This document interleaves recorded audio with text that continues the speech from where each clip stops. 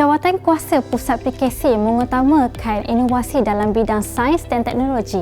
Oleh sebab itu, negara China menetapkan garis panduan berkenaan dalam cadangan tentang penggubalan rancangan 5 tahun ke-14 pembangunan sosio-ekonomi kebangsaan. Menurut cadangan itu, inovasi akan diletakkan pada kedudukan teras dalam usaha pemodenan negara. Ini sekaligus meletakkan perkembangan sains dan teknologi menjadi tonggak utama dalam strategi pembangunan negara. Ini belum pernah disaksikan dalam sejarah China tentang penggubalan suatu cadangan negara dan turut memperlihatkan betapa pentingnya inovasi sains dan teknologi dalam pembangunan negara ini pada masa depan.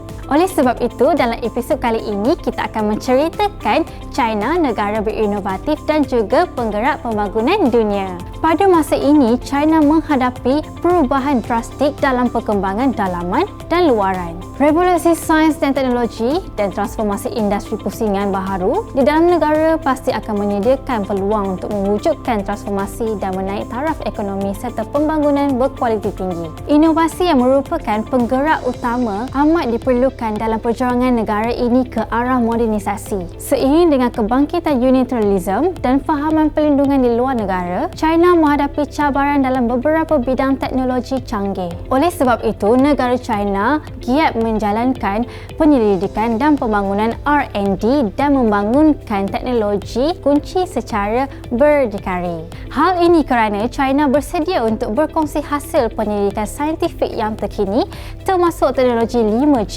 dengan negara-negara lain di samping komited menyediakan vaksin yang dibangunkan China. Dengan inisiatif dan bantuan yang dihulurkan oleh negara China ini, maka tidak hairanlah negara China diiktiraf sebagai negara yang berinovatif. Ini juga sekaligus menjadikan China sebagai penggerak pembangunan dunia di peringkat yang lebih tinggi. Malah, negara China juga antara negara yang sanggup menghadapi cabaran global dan memberi sumbangan praktikal dalam pembentukan komuniti berkongsi nasib sesama insan. Hala tuju pembangunan negara dipacu inovasi yang digariskan China akan menjadikan negara ini pilihan popular bagi usahawan asing yang bersemangat inovatif. Melihat kepada pembangunan yang dicapai oleh negara China ini, maka tidak hairanlah bagaimana China boleh diiktiraf sebagai negara berteknologi tinggi. Ini juga sekaligus menjadikan China sebagai negara nombor 1 dalam bidang sains dan teknologi dunia. China Inspirasi Dunia.